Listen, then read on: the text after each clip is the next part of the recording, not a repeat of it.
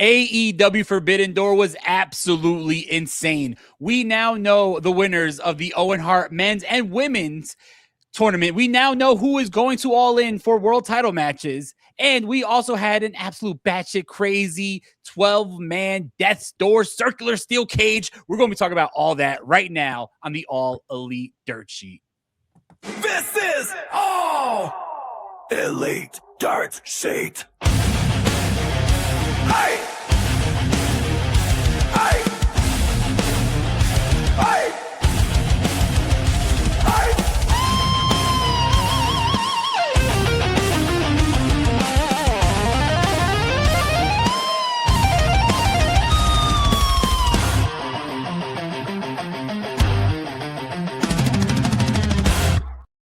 What is up, ladies and gentlemen? Welcome to the All Elite Dirt Sheet. I'm your host, Mike Dinero. This is your AEW Forbidden Door post show. And as always, I'm joined by my co-host, my brother, TK. What is up, man?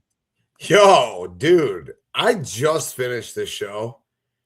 I thought it was like a 10 out of 10 last night when right before I was a choice to go to bed last night. Unfortunately, I had to be up real early. I didn't want to go to bed. I was hot. I was feeling good. I had to go to bed right after Jay White came back, bro. But these last three matches that I just took in, wow, all the feels, all the emotions. I can't wait to talk about it. I'm feeling great, brother. How are you doing today? I'm doing great, man. It was a lot of wrestling this week. I did the Iron Man challenge, I guess you could say. I seen the Night of Champions show on Saturday. I saw Collision. I saw MLW. I saw AAA. I saw Slammiversary. I saw NXT Great American Bash. And I got to say, there's nothing this weekend that compares to what AEW put on pay-per-view this week. Insane pay-per-view. Dude, I don't know how they keep doing it, dude. I fucking said it last month. You can't top Double or Nothing. What we saw in the main event, now, I know we're going to talk about it, but I just want to say what we saw in the main event might be quite possibly maybe top 5 best matches in AEW history. Like, absolutely insane. I don't know how they do this, dude. I don't know. I really, I have words. I'm glad I have more words. I don't know. The main event, just like, dude. You can talk all you want about all the matches on the show, and you can talk about the main event. You can talk about I thought the opening trios or the opening triple threat match was just fucking bonkers, dude. Like, you talk about a way to set the tone of a show. You can talk about that all you want, and you could talk about Kenny and ZSJ. But to me, Mercedes, dude, and Maya World showed out. And I've been saying to anyone who's listening, okay, that Mercedes is the best women's wrestler in the world, and she's been. And once again, she did what?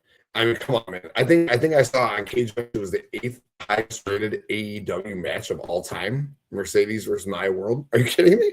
And this was one. This is 2 women who weren't even supposed to be in this tournament. Now, again, Mercedes is Mercedes, all right? So let's not sit here and pretend she's nothing. But dude, Maya World. It was impeccable. Your theory last week about Maya World and building a star, and maybe we just don't do the biggest and best, and we just go and build a new. I thought for maybe 18 different seconds that Maya World could come out with that win, bro. So like, This show was just, it was awesome, man. It really was. Nah, yeah, definitely, man. I'm just blown away. Like I said last month, Double or Nothing. Okada versus Takeshita. I'm like, there's nothing topping that. That's match of the year. Dude, I think we topped it. I think we topped it a couple different times on this show.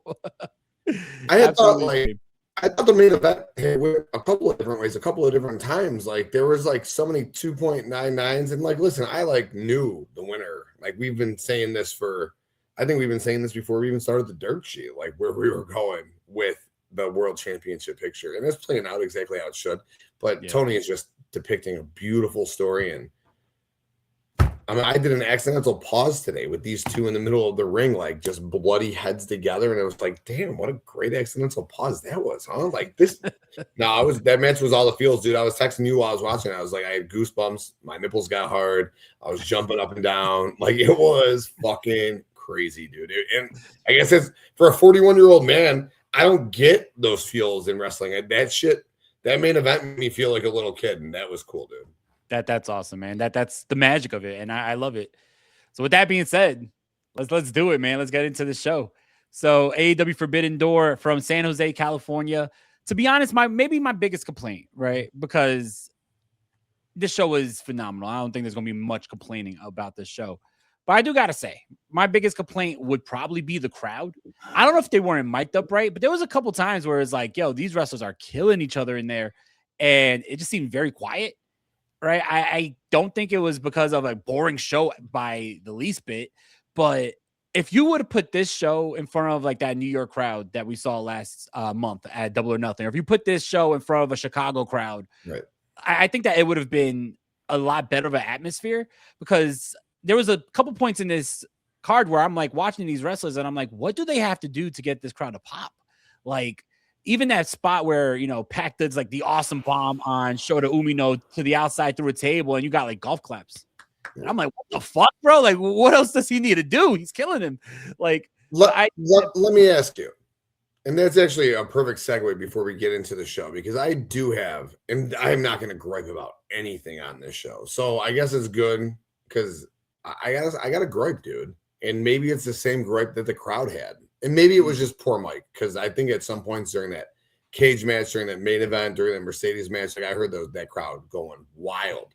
And the starting match. I mean, anytime Mystico's music plays, I mean, come on, man. It's just a beautiful thing. Here's my complaint, bro. And I understand that it is 5 o'clock on the West Coast when they start this shit, all right? Mm-hmm.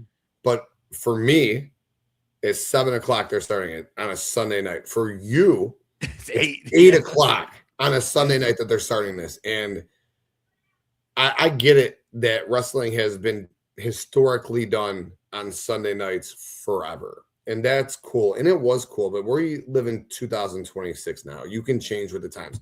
I don't give a fuck UFC, dude.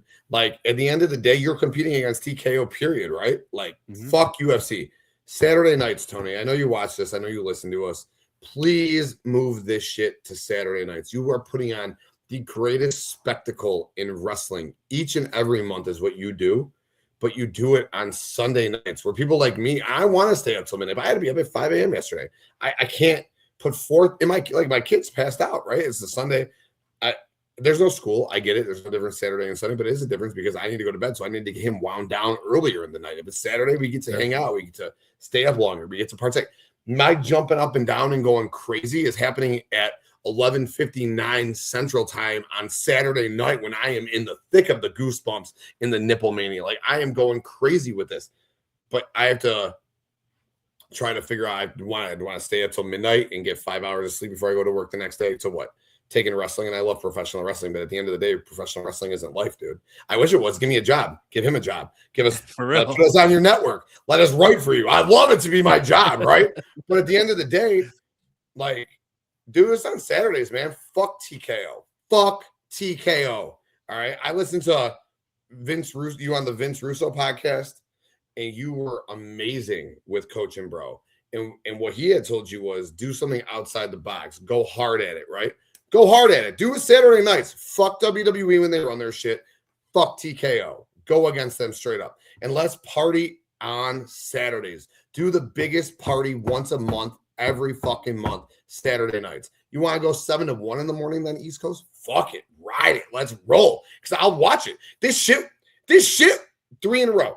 The fucking Revolution and Double or Nothing into this show are like 3 of the best pay-per-views I've ever seen in my life, dude. You got a grown-ass man goosebumping and fucking going 100%. Crazy. Please do it on Saturdays. Just I can't do this. The Sunday thing is just too much, man. Like, that's just my thought on it. Then that's my only complaint, because otherwise, banging. Dude, I think they should do it Mondays. No, I'm just fucking. Nah, man, I totally agree. Like, they do the occasional Saturday, but it's not often enough for them to, you know, really make that their day. Like, doing it every Sunday, and for me, I stayed up for the whole show. Show ended at like 1 o'clock in the morning, man. Like, it is rough. I would even oppose if you're doing it Sunday. Like, I wouldn't even be opposed if you do it on a Sunday. You run a show that's like 5-6 hours, but start it earlier in the day. Like, if you know that you're going to go long, do a 3 o'clock start time, do a 4 o'clock start time. This way the show still ends. It's still like 10 o'clock. You still got time. You know what I mean? But yeah, definitely agree. I think that that's been my biggest gripe with AEW pay-per-views for a while. I know people have a problem with the length. I never had a problem with the length. I had a problem with the time, right? Yes. And I feel like that's the biggest issue. So if that could be something that is addressed, I think that it would actually make the shows better, especially like, Saturdays. And then if you're, someone like me who's trying to like get news articles for the fucking DeLorean and shit, then you're watching the scrum afterwards. The scrum doesn't even end till like 3:00 in the morning. It's insane, bro. It's insane. Right. And I love it. And we're not, again, I'm glad you said that. I'm not complaining about the 5 hours, the 6 hours. I'll watch, dude, I get football. It's tough to do, but again, that's why I do it on Saturday. But in the non-football season, you want to run Sunday, start at noon, like fucking, or 2:00 Central Time, right? You at noon on the West Coast, you want to appease to everybody, run it. That's 4. I mean, I don't know. That's fuck TKO. I'll put it very nice. 100%. Fuck TKO. Don't be scared of TKO. Fuck them and fuck them hard. And that TKO is saying fuck AEW. Because not only are they running NXT up against you yesterday, but they already announced that they have 2 shows going up against All In August, right? They have the AAA show. They also have the what's it called, NXT Heatwave that they just announced taking place August 30th. So it's like, come on, man, like combat that shit. Do that shit on a Saturday. Yeah. I'm sorry, but this show blows Night of Champions out the water. So if they went head-to-head with Night of Champions, think about what the talking point would be after the show. It's not going to be, oh, shit, we were up to like 1:00 trying to watch the show. It's going to be WWE went head-to-head with their top guys, Cody Rhodes, Gunther, all their top guys, goes head-to-head against AEW, and AEW blew them out the water. That's a much better talking point, in my opinion, than, oh, well, great show, but now I have to go to work and I have to, fucking be tired in the morning. So I definitely think that Saturday change could definitely make a world of difference for sure. Yeah, because I think like, and I don't know, I don't see the Twitter stuff, I don't care, but I would just imagine like that's a lot of the negative stuff is that like who's trying to stay up till 1 a.m. Eastern. That is insane, bro. On a Sunday night. Love you, TK. I really do, and I appreciate what you're putting down because that shit was again fire. 1 a.m. Eastern is bad shit, crazy, dude. Yeah, man. Like I saw myself having like my 5th cup of coffee at like 11:00. Dude, insane, man. But yeah, let's get into the show. So San Jose, California. We start out with the buy-in, a matchup that was announced, I think, an hour before the show started. Really fun. We had a nice little exhibition matchup between Daniel Garcia and Drilla Maloney, who I believe is making his first shot in AEW ever with this matchup. And I thought it was a really good matchup. I was surprised that Drilla Maloney actually got the victory in this matchup. I thought that it was a nice little way to showcase Daniel Garcia. But Drilla Maloney gets the victory. Good little showcase for him. And I hope to see him again in AEW because he's definitely impressive. Yo, I got fucking all sorts of when I saw this. I it was just like some impromptu. You are just throwing Maloney and Danny on this pre-show right here. Like that's, I'm all in for it. Great. Forbidden Door. We talked about it. Like, what's the Forbidden Door? Drilla Maloney was just in that triple threat match with Andrade and Shooter, and he very much so. People thought he was going to be the one taken away. He's like the cream of the crop in New Japan right now. Like he's their ascending, rising. What do they call them? Gaijins, right? Yeah. Like he's their next one that's going to be the real deal over there. And he showed it. And he beat Danny clean. He beat, and Marina was out there trying to help Danny. Yeah, I had thought that Danny was going to get a win because we need Danny to start winning again. Like, as much as good as we talk about Danny, and again, we'll talk about it in the main event. Again, like, dude, he is like that guy for them, and that's cool. But let's get Danny back in that win column a couple of 2-3 times, all right? So I thought maybe Danny goes over Drilla Maloney again, like you said, his first time in AEW. But good win. What a win. New Japan goes up 1-0 on the Forbidden Door, and what a great dude. That is a marquee win for Drilla Maloney. People might not think so. You beat Daniel Garcia. That's a big fucking win for him. And he's a stud. A fucking stud, dude. No, yeah, I totally agree. I mean, people forget, just because Daniel Garcia has been taking a lot of losses recently, people forget that this man is a former TNT champion. He's had really big wins. Like, the guy has a submission victory over Bryan Danielson. Like, let's not forget, like, this is a big star in AEW. So really good win for Drilla Maloney for sure. Next up, we have a survival of the fittest qualifier matchup. It is Micah, who I've seen for the first time. My bad.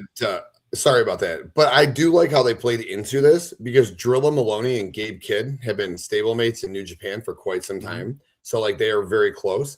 And after the match where Drilla Maloney did lose, and him and Shooter have some sort of affiliation with Unbound over there, they shook hands, like they looked at each other, and then Gabe Kidd just came out and like just decimated Shooter, dude, and was like, fuck you, and all the other words, you know, he threw out there, and was like, you're not a Death Rider. And Drilla's sitting there like on the ramp staring the whole time, like looking real sad while it was going down. So I think this is going to lead to like a Drilla Maloney Gabe Kidd thing down the road, which is real. Like, yeah, I'm telling you, Drilla is going to be the next big Gaijin over there, dude. It's yeah, I think it's real cool how AEW doesn't tell stories, but yet they're helping New Japan extend their stories. It's very nice. Pre-shot, I don't give a fuck.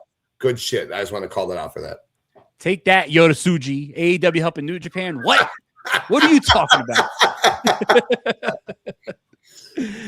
Definitely, man. Like I agree. I know that we'll talk about Gabe Kidd later on. I know that they just announced the matchup for Monday. I think next Monday is going to be really cool. We'll talk about that when we get there. But next matchup, it was a pretty fun matchup if you ask me. Like I always like seeing Sky Blue. Sky Blue versus Micah for the qualifier for the survival of the fittest. I thought it was a fun matchup. I thought 100% that Sky Blue was going to win this. I was like, you get another AEW talent, right? I thought it was pretty predictable. AEW is going to put their talent over. So she's, you know, showing up on Wednesday for the survival of the fittest. Surprise, surprise. She lost. Micah wins. And now we have a Stardom wrestler going into the survival of the fittest for the vacated TBS champion. What did you think of that? Shocked was an understatement. I don't know much about these Stardom women. So the Forbidden Door to me used to be a big way to get the New Japan talent over in AEW, and they made a real focal point about getting New Japan over. Over the years, they've made it clear it's not just New Japan, it's CMLL, it is Stardom. And I think they did a great job of the Stardom portion of it this year with Azuki, who just, she's a highlight, man. I wish she was the one for Sky Blue today. I wish they could have swung her in there and put her in this. But Micah, I was very impressed with Micah as well, dude. She was very good. And then Starlight Kid was amazing. So, like, I think again, I keep sitting here tuning AEW's horns. I'm not trying to be that guy, but I think they did a really nice job of showcasing Stardom during this Forbidden Door. And Micah now gets a match for the TBS Championship on national television. I mean, again, the Forbidden Door is not closed yet. Really fun match. A bit disappointed for Sky Blue, though. I feel like Sky Blue could have been a great part of that survival of the fittest. Lasted maybe like fourth. She could have been two people eliminated before her, stayed in there about fourth, and she would have been a great showcase because that should main event. And it's going to be a real nice match for AEW. Well, it's not going to main event because MJF and Mark Briscoe's in the main event. We'll talk about that later. I think I just spoiled it, but it was good. It was the pre-show. Usually we get the buy-ins. We give a lot of talking segments and a lot of match filler or pre-show match filler. It was all matches, and it was awesome. And this was a really fun match, dude. Yeah, I definitely agree. I would have liked to see Sky Blue in that survival of the fittest because I think that she's been getting a lot more in-ring time this past year. And with that in-ring time, I feel like she is improving a lot. She was always really good, but there was like a lot of like flaws and some like sloppiness, like all due respect, right? But like lately, she's been really tightening up and really putting on good matches. So I thought that would have been fun to see her in that matchup. Obviously not to win, but to see her in that matchup with all the other women that's in that match. But I like that we're going to have some international flavor on Wednesday. So Micah did impress me. I think that would be cool to see her mix it up with like Statlander and Harley. It's going to be a lot of fun. Sheeta. Oh, that match is going to bang for sure. And I do want to just say I apologize for the last third sheet. I said that Julia Hart lost to Persephone for the TBS Survival of the Fittest. It was not. Persephone beat Billy Starks to get in, which makes a lot more sense. I do, however, stick with what I said. I think Sky Blue has passed Julia Hart as the number 2 in that group. I do agree too. At this point, I think Sky Blue's definitely taking that mantle as number 2. But I'm glad you apologized because the comments were insane. Like we had hundreds of thousands of people saying, "What is he talking about?"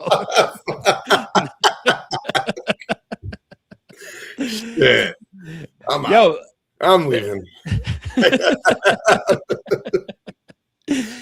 Dude, for people who say that AEW doesn't do enough women's matches, we have 4 women's matches on this show. The second one being right here, right after the Sky Blue and Micah matchup for the AEW Women's Tag Team Championships. It is Thunder Rosa and Olympia versus Divine Dominion. And I was really happy that this matchup wasn't a part of that 5-minute challenge thing because the matchup got time. It got time to breathe. All 4 women showed out. Olympia is always impressive. I've seen some of her work in CMLL. Thunder Rosa looks like she's getting back into form too. She looks like she did really, really well. Everything was crisp in there. But Alina Cross and Megan Bayne are just on another level. I honestly think we need to get these women off of pre-shows. We need to get them on the main card. We need to get them on Dynamite, like not just Collision, because they deserve to be there. They are a dominant team. Both Alina Cross and Megan Bayne are stars, right? I know like we talk really highly about Megan Bayne, but Alina Cross is a star herself. I really would like to see more of them being pushed in AEW. They're the tag team champions, right? And I said this last week. I don't think because you have a lack of tag teams that they should be punished for it because their title reign is going to be hurt by you not having tag teams. So if you could find combinations like Thunder Rosa and Olympia, like you have 3 different promotions you could bring in women from, right? If you could do that and continue to have them on TV, I'm all for it. This was a really fun matchup. Divine Dominion, they retained the tag titles. Really fun. What do you thought? I say it every single time I watch them wrestle. I cannot wait for them to lose the tag titles. And it has nothing to do with them, but because I need Megan Bayne on my TV each and every week. And I feel like for whatever reason, again, this match was a blast. I'm not going to sit here and dog what happened. The match was awesome. Thunder Rosa, I want her. I wish Thunder Rosa was in that survival of the fittest match. I mean, she's getting better and better. The injuries, they suck, but yeah. I want Megan Bayne on my TV more. And I know Lena Cross is good, but Megan Bayne could be doing everything Tekla is. Maybe not that mic work though, because Tekla is. Her collision promo was just insane, dude. I digress. We're not there. But Megan Bayne, she's so good, bro. I mean, we talked about this. Megan Bayne and Tekla could be a fucking 2 bulls going at each other right now, right? Like, Who wouldn't want to see that? But I need those girls on TV. We're gonna get them on TV soon because we're gonna lead to, I guess, them losing the tag titles. Fortunately, so we get Megan Bayne back involved elsewhere. But fun match, dude. Real fun way. I get the pre-show was a banging show. 3 fun matches, man. Now, yeah, definitely. I think that they set the card up perfectly. They set the table perfectly for that main card. And let's get right into it. The main card starts out hot. We have a triple threat tag team matchup. It is the Young Bucks versus Sky Team, which is Mystico and Mascara Dorado, and Shingo Takagi and Titan, aka Unbound Company. I love this matchup because there's going to be a lot of CMLL. There's going to be a lot of New Japan Pro Wrestling and a lot of AEW talent on the show, right? So what better way to showcase that this is what we're going to do tonight than to have a representing team from each 3 of these companies going at it in the opening matchup, kind of setting the table. This was a lot of fun, though, man. So much talent in this matchup. So many crazy high spots. Mascara Dorada and Mystico is just a super fun team. And shout out to them because they are now the Ring of Honor Tag Team Champions. They defeated, I believe, I was about to say Black Taurus. I'm living in like 2022. Black Taurus, I love that guy. Whatever happened to him? Word, right? They defeated Beast Mortos and Sammy Guevara in CMLL in Arena, Mexico. So really cool to see them as your Ring of Honor Tag Team Champions.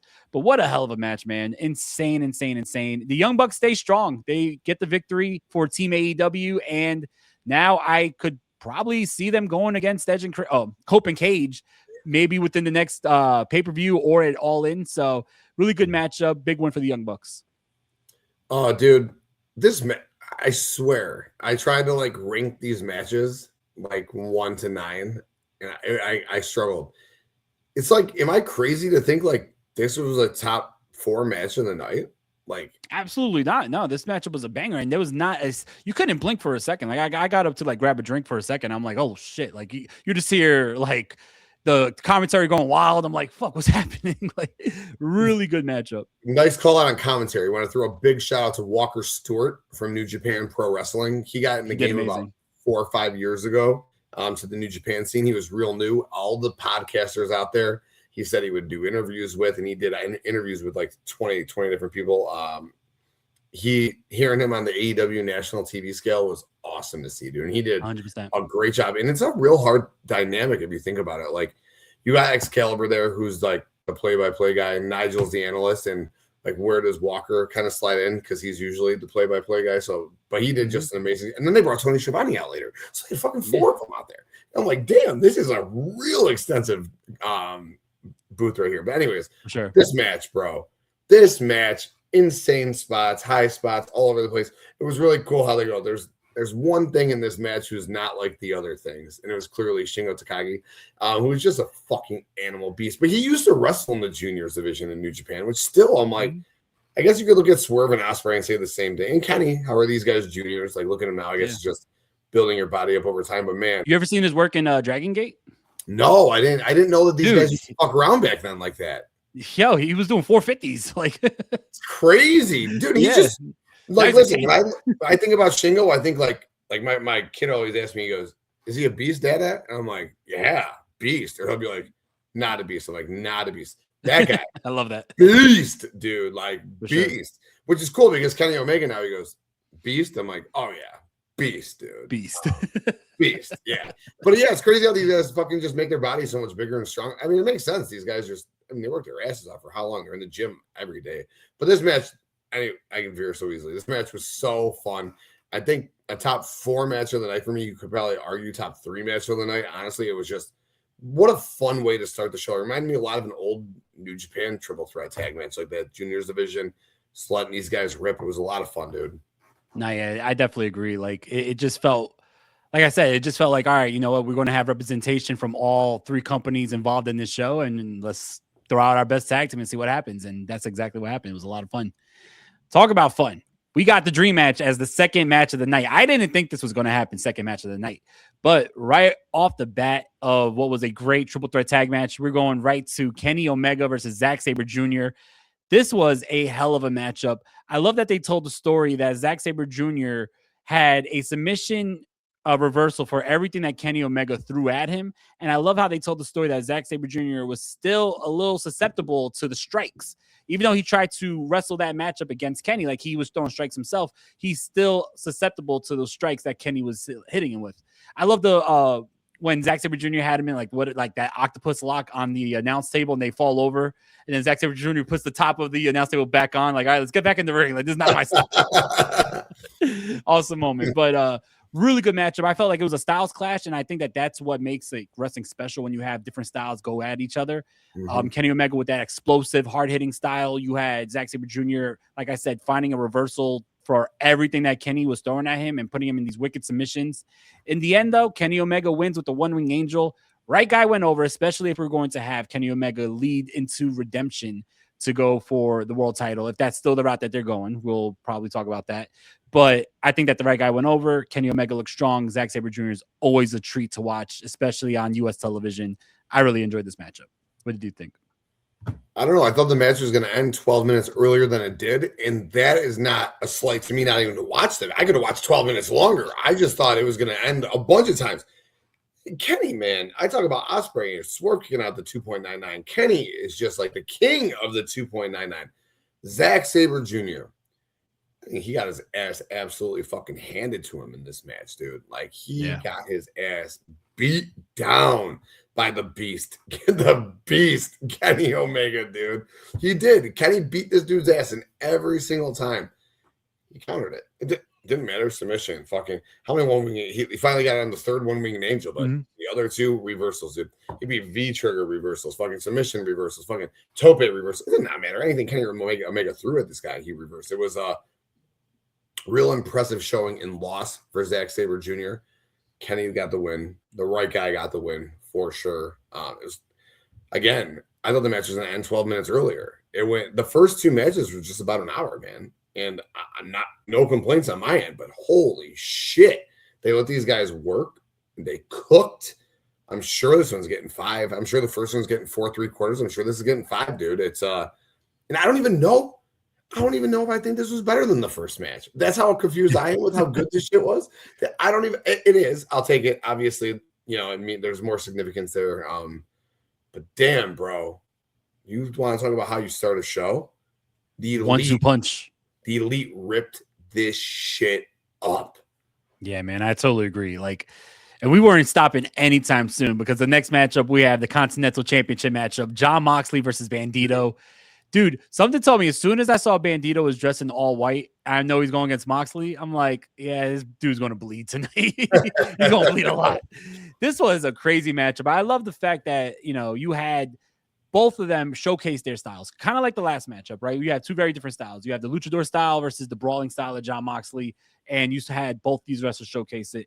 Early on in the matchup, Moxley hits a wicked pile driver onto the steel steps, blooding Bandito. He rips his mask. You probably saw most of his face during that. Like, my wife was watching. She was like, at this point, just take the mask off. Like, it's probably a hindrance because you're bleeding. Then you have the flap of it, like, going in from your eyes. Like it was a crazy, crazy matchup. In the end, though, Bandito showed out as well, man. Like, this guy, every time he's in the ring, you got to say, like, he is, with not best wrestler in the world, like at least like top 3, top 4 best wrestlers in the world right now. He is so good at what he does. And Jon Moxley just has a way of complimenting everybody's style that he's in the ring with, whether it's a bigger guy, whether it's a luchador, whether it's a submission wrestler, he's able to accentuate their positives and really complement their styles. And that's exactly what he did with Bandito here. In the end, though, Jon Moxley chokes out Bandito for the win. I like that they kept Bandito strong because Bandito never tapped. He just passed out. So now he stayed strong. I did think there was going to be a portion in the post matchup where Brody King was going to turn heel. He came down. I didn't see the reason for him coming down, but that didn't happen. I like the ending. Jon Moxley shakes Bandito's hand. This was a great, great matchup. Dude, so good. Again, Moxley what a dickhead, man. He's just such a fucking prick. And I love it. I'm not hating. But it's like, damn, Mox, how you going to be fucking so bipolar every fucking show, dude? It's like you're the biggest face and you're the biggest heel on the same show, and it's just so Jon Moxley, and I love it. Yeah, you said it about Bandito. We've said it week in and week out. We've said it for years now. Bandito is a top 3 wrestler in the world. And every single match he shows it. I was a bit concerned with the mask grip, and he Mox. I mean, like, we saw half this dude's face. I was like, damn, Mox, you couldn't have just like shredded a little bit of that and worked it the rest of the match. And then, I don't know, I thought Moxley fucked up. He turns around, he laughs, and he flicks him. I mean, I don't know. I don't think he fucked up. I think there was all the intention in the world, dude. And it was a hindrance to Bandito, and he made it a case to protect his face all match, and he bled like a fucking pig, and it was awesome. And then I thought he was going to make Moxley tap at one point. I thought he was going to pin Moxley a couple times. And I mean, I like how they sold it to where he was so bloody that he slipped over Moxley to go over the top on the fucking spring awesome shit. Moxley making him pass out. It's beautiful. Under 20 minutes. Didn't even have to think about the time. Although I do think it probably went like 18 and a half, 19 without us having to think about the time. But we were impeding upon that 20 for sure. Yeah. Brody coming out after the match was certainly interesting. It was interesting because we've talked about this again. We do think Brody's going to end up turning on Bandito. It felt like a great time for Brody to turn on Bandito. Or Brody was going to get in Moxley's face, like, you fucking ripped his mask off. You're in what, after the match, Moxley picks him up. He puts the belt in the middle of the ring, extends his hand, handshake, hug. I mean, this is what Moxley does, dude. And again, that's what I think is so funny. Biggest heel into just a badass babyface. What do you do with the Death Riders? You fight them, you bleed with them, you get their respect. And again, another guy Moxley made bleed. Takeshita, O'Reilly, Bandito. It's a fucking what matches, right? This guy, Jon Moxley. I'll talk about him all day. This guy, Jon Moxley, bro, is just so great. But yeah, man, I thought it would either be Brody getting in Moxley's face after the handshake, like pushing him away, like fuck off, fuck you. And that leads to like especially because we got the Continental Championship in his face this past Dynamite for the pin, right? Like he's got to have some sort of animosity there, but nothing.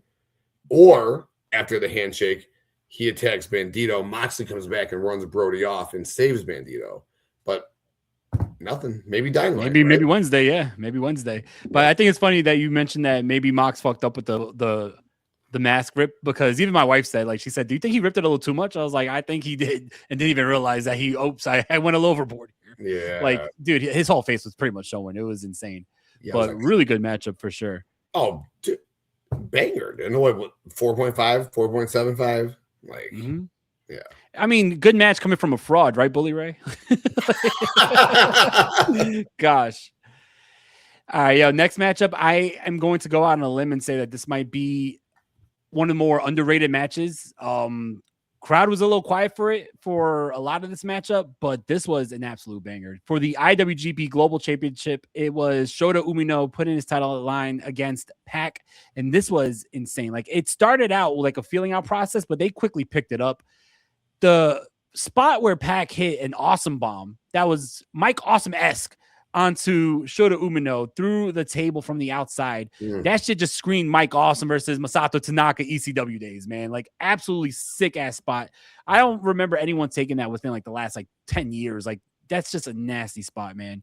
These dudes busted their ass in that ring and they put on a great matchup. In the end, though, Shota Umino, he wins with the dude.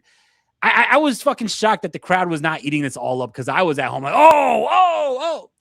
This was a great matchup. In the end, we got what was a really cool moment with Jon Moxley coming back out and going face-to-face with his former protege in Shota Umino. We had Tanahashi, who made an appearance. I didn't even recognize him at first. Tanahashi looked like he's enjoying retirement for sure. Yeah, bro. But, yeah, Tanahashi makes an appearance here. It looks like he was unsure if the Death Riders was going to jump Shota Umino because of what happened in New Japan. So I like that they're telling the little story here. He also made a little like hand gesture, like he wants to set up a matchup against Jon Moxley and Shota Umino. Also cool call out from commentary and saying that, you know, the very first Forbidden Door was main evented by Jon Moxley and Tanahashi. So it's cool to see them in the ring here. And then it was later on announced that next Monday, it's going to be Shota Umino versus Gabe Kidd for the Global Championship. So what did you think about the matchup, the post matchup, and then everything surrounding this? I thought the match itself was great. I don't know. I thought the crowd was pretty good. I mean, I guess my TV volume was only at 12, so I don't know. You probably had a better idea than I did. But again, Saturday nights, Tony Khan, Saturday nights. I thought the match was fucking awesome, dude. I love Shooter. I love Shooter since Moxley grabbed him by his head and said, "You're coming with me." And he just dragged him to the back, and he basically young boyed him into the future IWGP World Champion, which he will be. The match was great. Pac is just a phenomenal hand. I watched this match. I'm like, just Pac and Claudio just need to be a tag team or something. Like, we need them to. I wanted Pac and Claudio to be a tag team when they were Neville and Cesaro. Like, that's how long ago I wanted those two. I just thought they have such, not similar, but like they're so like power and speed, but now Pac is just explosive. Like, dude, it's just what a fun tag. And they were the trios champs, so I got a small dose of what I wanted there, right? But Pac's the man, dude. What a fun match this was. Again, like a 4.75, a 4.5, just a fucking banging match. Shooter's the man, dude. I was curious what was going to happen with Shooter and Moxley after the match. Like, are we going to set up like a Shooter versus Moxley Wrestle Kingdom match? Like, is that where we're going with this?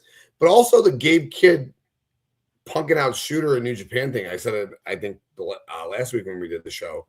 That didn't make a lot of sense to me with the current Death Rider trajectory. Like, that doesn't, that's not what they would do. So, like, I think that down the road, we're going to get a Death Riders versus Dogs feud. And that's going to, and Moxley and Gabe Kidd are going to go fucking head to head. Bro, that's going to be insane. Yeah. I think that's where this is all leading to. Yeah, not for sure. Like, Moxley's probably gonna be like, "You don't talk for us. Like, fuck you. You were a hired hand. Like, you ain't part of the family. Like, you're not riding with us. Like, there you go. Take those colors off." Yeah. So it's gonna be a lot of fun when that does eventually happen. Something else that was a lot of fun was this AEW Women's World Championship matchup: Starlight Kid versus Tekla. Love Starlight Kid's mask. She came out with the mask that was paying homage to Jushin Thunder Liger, and then takes it off, and she has a regular mask that pays homage to Tiger Mask. So two of the best masked wrestlers in Japanese history. Tekla is just money, man. I loved her entrance, the fire dancers. She is fucking money. For her to become the type of star that she's became in AEW, like, it is a testament to her hard work, because that's exactly what it is. There's no reason why she should be this good right now. Like, you had Tony Storm go down, you had Mercedes gone for a while, Willow's gone, and it was like, I remember at first people were like, all right, well, Tekla's a transitional champion. Dude, all that narrative has been thrown out the water. She's been absolutely killing it as champion. This was a great matchup with Starlight Kid.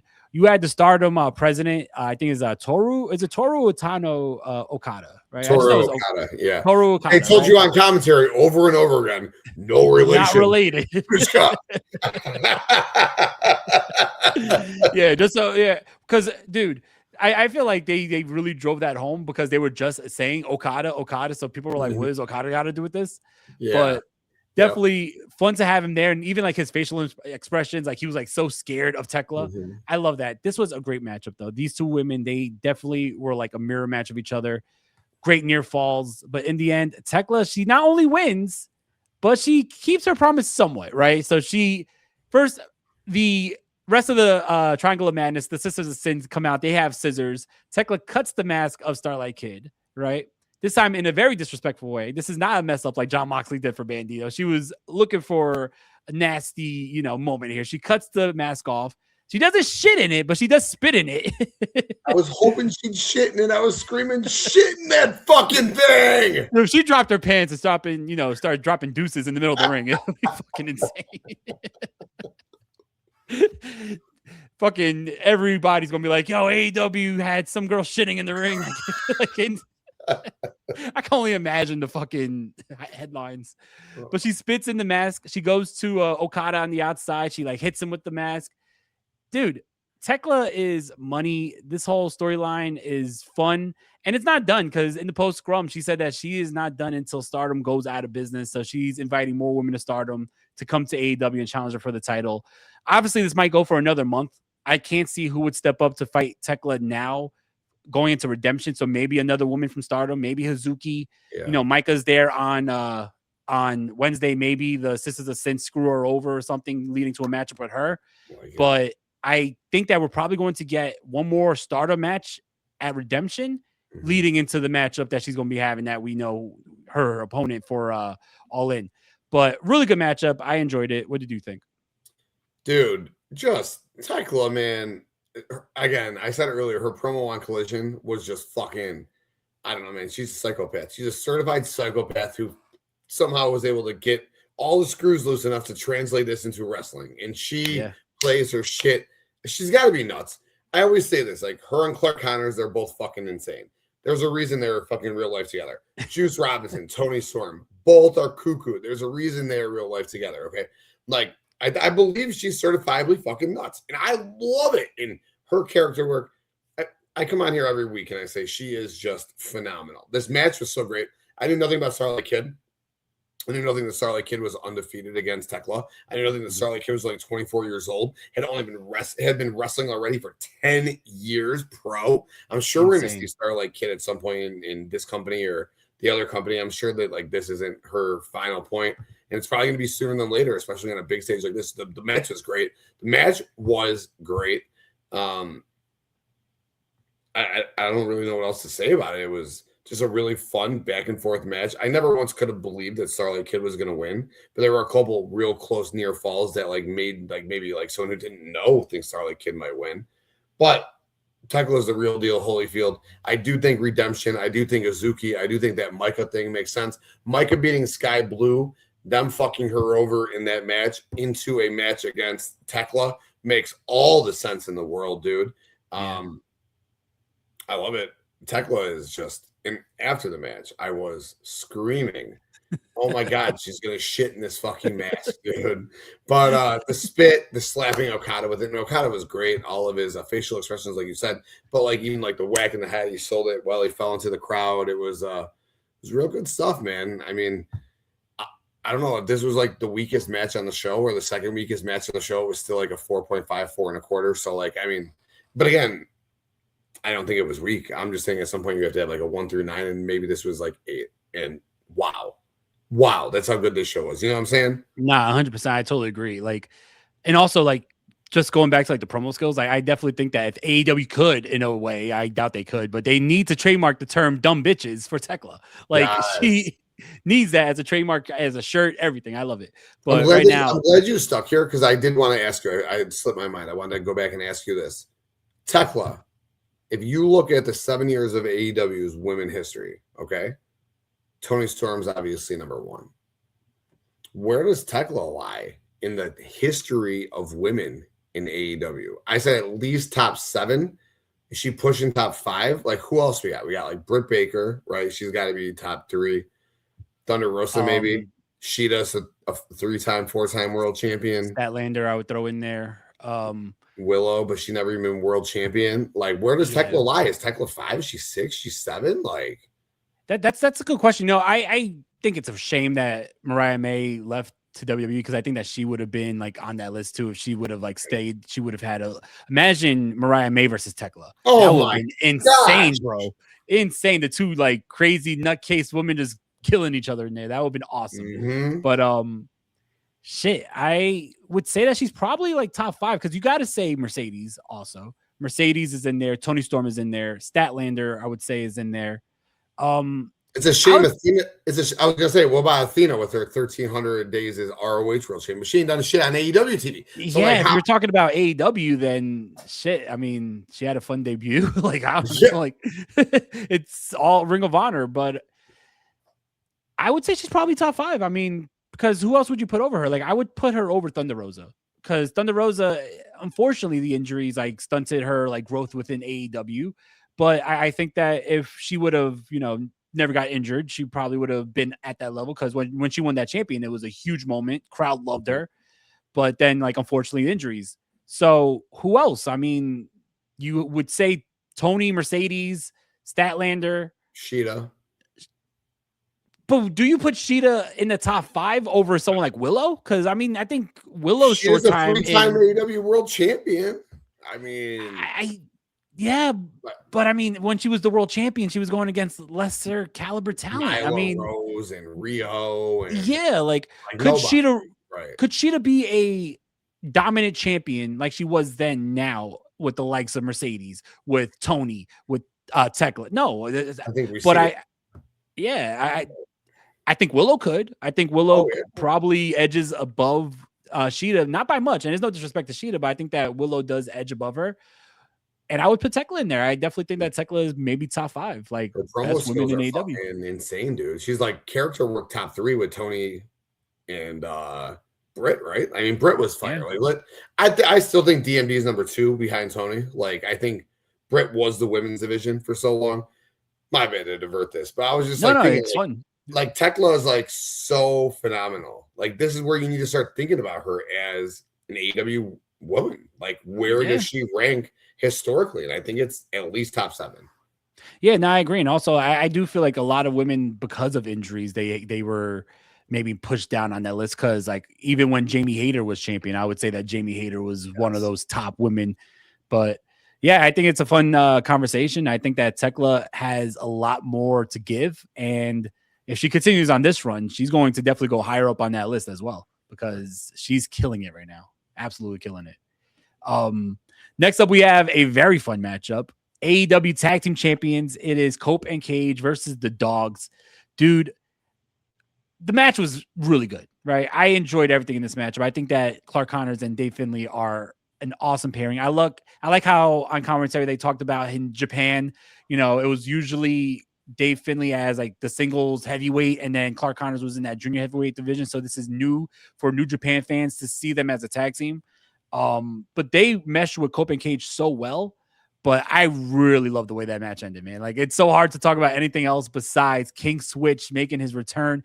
I've been waiting for this man to return for a long time. And if you remember, the last time we saw Switchblade, he was teaming up with Copeland against the Death Riders, right? So I thought it was really cool to tell that story that he is here to help Copeland. We're not just forgetting about things.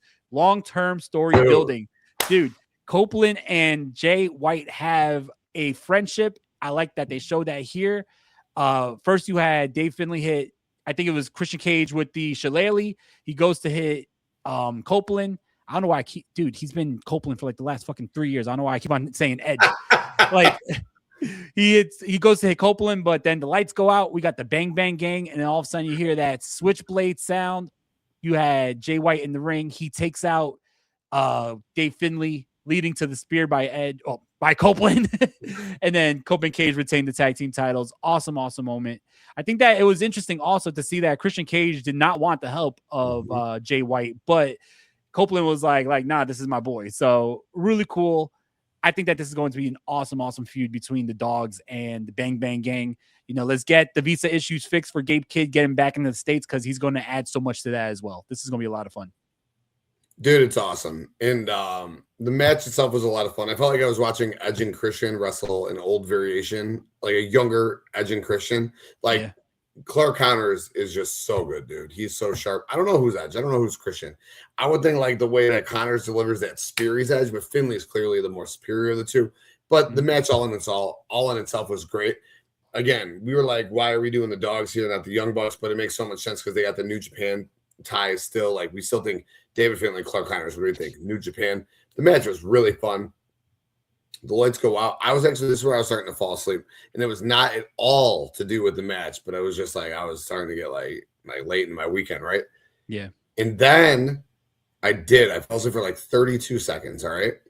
And then like the lights went black. And I was like, what the fuck? But I woke up and I asked my wife, I was like, damn, the lights went out and I woke up. And she goes, no, it's because the crowd went insane, dude. And I go, oh, that's why I woke up. But I woke up to the black while the crowd was freaking out and screaming to the fucking Jay White in the wing. And I was like, in the ring. And I was like, you could not have woken up. And I was like, again, it was like 32 seconds of sleep.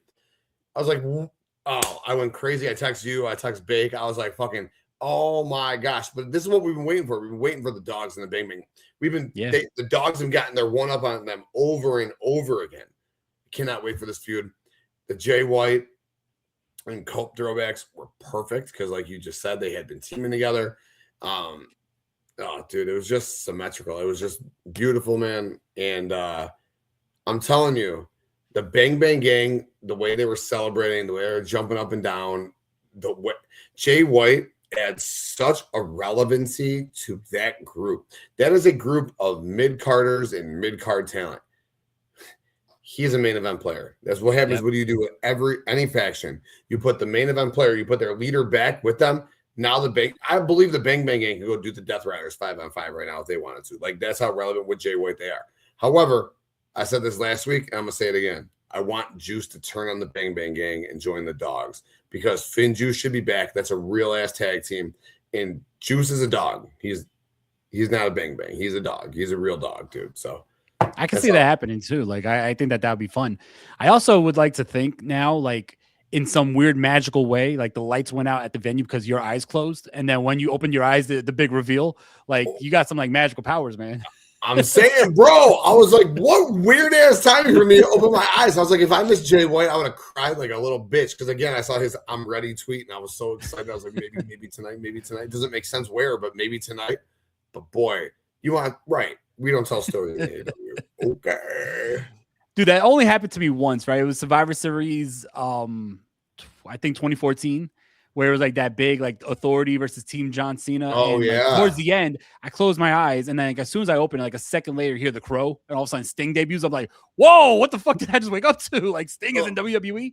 Like that was the only time there was like a similar moment, but that's pretty awesome. Pretty awesome. Yeah, it was cool. It was fun. It was, and that crowd went crazy for him, dude. Yeah, man, as they should. Like this is a big return. Like you say, he's a main event guy. You could slot him into a world title matchup against MJF right now, and no one's gonna be like, oh, why is he getting a title shot? Like he is that much of a caliber, dude. You look at his resume, like I don't think people who are only familiar with him with his AEW stuff, they don't know the resume of Jay White, like selling out Madison Square Garden against Okada, going, head to head against Okada at the Tokyo Dome. Like Jay White is a money star for AEW, and I think that now that he's back from injury, I would love to see him being treated as such for sure. Yes. Absolutely. And that group, even if Juice doesn't turn, I don't need Juice to turn. He's great with the Bang Bang game. I'm just saying he should be pissing on shit with Gabe Kidd. Like they should be simultaneously pissing on things. That's just kind of what I think about Juice Robinson. But man, you got your world champion in Jay White, or even continental champion, whatever you want to do with him. Like him and Mox, again, I keep going back to this, but him and Mox at All In. I think it'll be Mox and Swerve.